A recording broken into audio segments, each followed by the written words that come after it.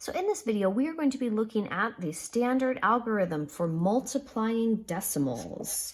Okay, so you may have seen, or you may already know how to multiply decimals, so we'll go over this fairly quickly. But one thing to keep in mind when you're multiplying decimals is that it is not the same as adding and subtracting decimals. So in adding and subtracting decimals, remember that it's really important for you to line up the place values. When you're multiplying decimals, you actually start off with pretending like the decimals are not there. So step number one, multiply the numbers as if the decimals were not there. Now they are there. So we're going to compensate for that later in the process, but to start, just pretend like they're not there. Okay, so then you'll go through the steps of multiplication just like you know. All right, so let's start with the first one as an example. All right, so we have 4 and 3/10 times 5 and 2/10. So I'm going to approach this problem by just kind of ignoring those decimal points for now. Okay, so I'm going to start with 2 times 3 is going to be 6. And then 2 times 4, that's going to be 8. Now I've multiplied by that digit. So I'm going to go to my next digit over, and this is increasing by a factor of 10 because I'm moving over the place values in this direction, so getting greater by a factor of 10. So to compensate for that, I'm going to put this placeholder 0 there. Okay, so now I have 5 times 3, which is going to be 15, and I cannot put 2 digits into one column, so I'm going to regroup. That 5 goes there, and I'm going to regroup that 1 over there. And then 5 times 4 is going to be 20, plus 1 more is 21. And now I'm going to add up those partial products. And 6 plus 0 is going to be 6. 8 and 5 is going to be 13. And I regroup over there because I can't put 2 digits in one column. 1 plus 1 is 2. And then I bring down my 2. All right, so now I have 2,236. But that's not quite right because I now need to count the total number of digits to the right of the decimal in both numbers, meaning the decimal places. So there are 2 decimal places in the problem. So there's 1 for this number and there's 1 for that number. Now I've seen people sometimes make little notes of it to themselves, like they'll write, okay, 1, 1. And if you want to do that, if that helps you out, feel free to continue to do that. But some people just like to just count it up. 1, 2. All right, and then my last step, I'm going to use that number to place the decimal in the product. Meaning I have 2 decimal places in the problem. I need 2 decimal places in my answer. So I'm going to start all the way on the right-hand side, and I'm going to count over 1, 2. And that's where I'm going to place my decimal point. So the answer is 22 and 36 hundredths. We'll do another one here.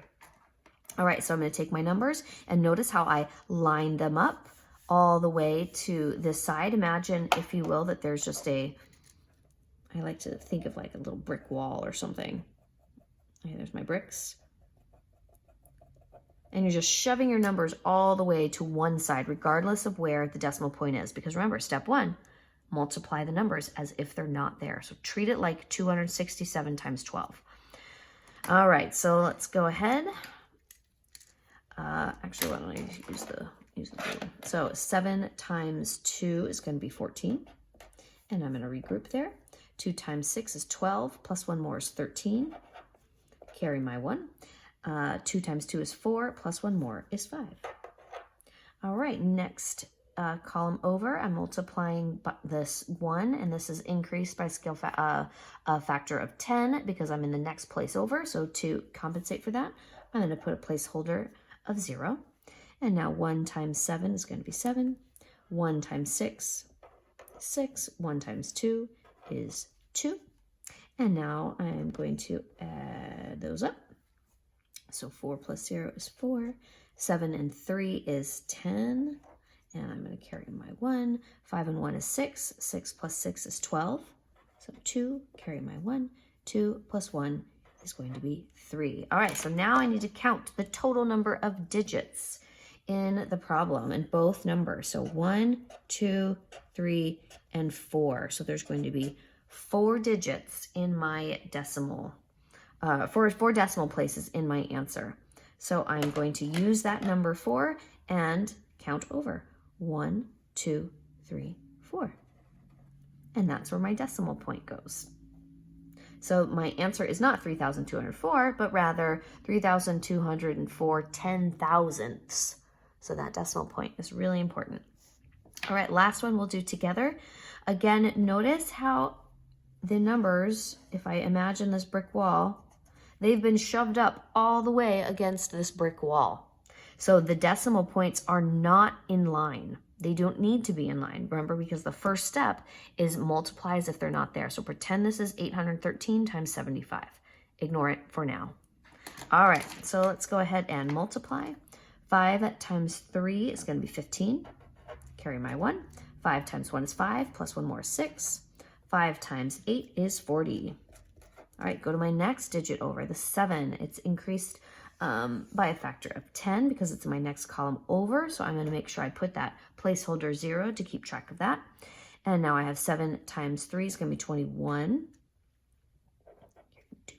7 times 1 is 7, plus 2 more is 9. And then 7 times 8 is going to be 56. There we go. And now I'm going to add it all up. Boop. All right, 5 plus 0 is 5. 6 plus 1 is 6. 9 plus 0 is 9. 6 and 4 is 10. And I regroup that 1 there. 5 and 1 is 6. All right, now I need to count the total number of digits in the problem. I have 1, 2, 3, decimal digits, I should say. 3. So I need 3 decimal places in my answer. So I'm going to start all the way on this side, not that side, this side, because I want 3 decimal places, and if I were to start on that side, that would give me 3 whole number places. But I want 3 decimal places. Here we go, starting here, 1, 2, and 3.